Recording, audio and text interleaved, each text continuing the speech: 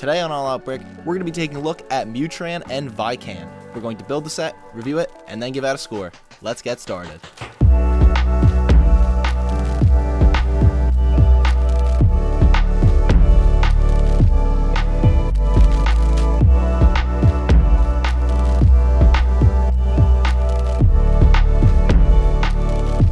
Hey everyone, I'm Christian from All Out Brick. Welcome to another Matanui Monday. As always, the best way to tag along with us is to subscribe and turn on notifications. This week, we're going to be building set 8952, Mutran and Vican, which marks the first of the 3 limited edition sets from the 2008 line of Bionicle.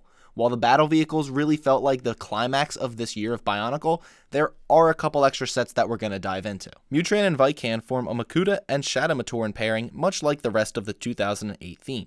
Their specific purpose was to guard the Shadow Leech vats and experiment on new trials. The Toa Nuva eventually found the Shadow Leech hive, which led to a series of battles against Mutran. Vican, just like the other Shadow Matoran, was once a typical Matoran before coming into contact with the Shadow Leeches. Following the Battle of Bara Magna, his light was restored, but he chose to keep his mutated form. Taking a look at the packaging, the front of the box shakes it up a little bit with somewhat of a 3D display. An insert within the box contains the background and graphic of Vican, which gives off a really unique appearance being recessed like it is.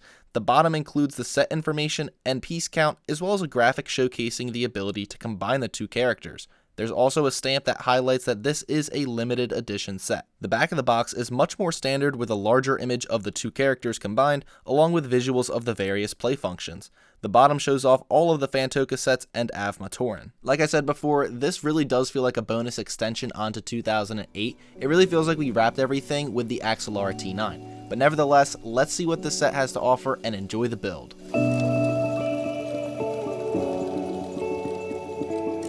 After 10 minutes, both of the builds are complete, pretty quick and easy build. First, we're going to highlight Vican, and then we're going to jump into Mutran. Vican comes off as a pretty standard Shadow Matoran. He honestly might be a little underwhelming if compared to the others.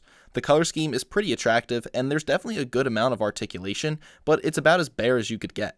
The wings sticking out of the back don't feel proportional at all. The biggest highlight here is the mask mold, which really embraces a bug look with the large open eyes and smooth curves. It's a pretty creepy look, and it breathes a lot of life into an otherwise dead model. But there's a hiccup. This mask was already used in the Kirop Shadow Matoran set, so that's a bummer. Now jumping over to Mutran, this model has a much more monochromatic look, but still includes some subtle pops of lime green. I feel like there could have been a touch more of lime green, but there's an important balance to keep to avoid making him look too much like he belongs with Lei Koro. The overall look is extremely reminiscent of one of the Fantoka sets, Shirox. The mask mold is the same, the extended wings don't distinguish it at all, and the color schemes aren't too far off from one another.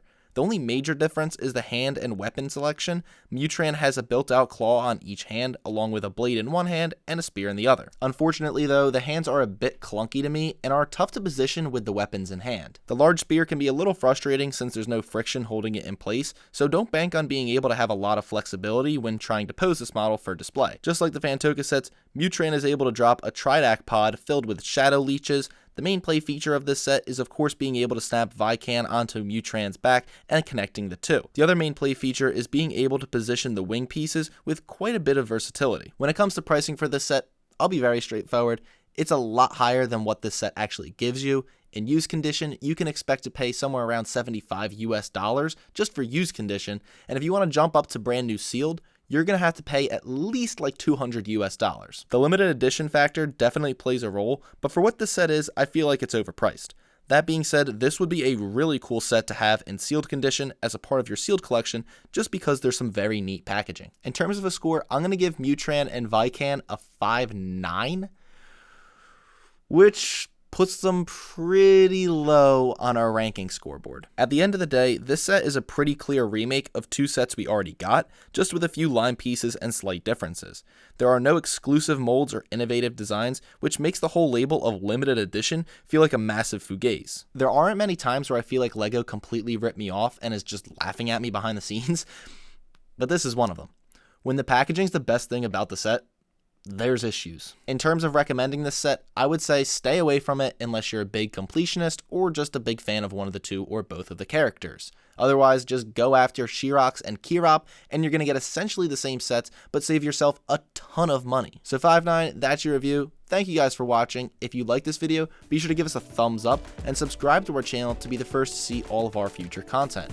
Also, be sure to check us out on our website and follow along on our social media pages.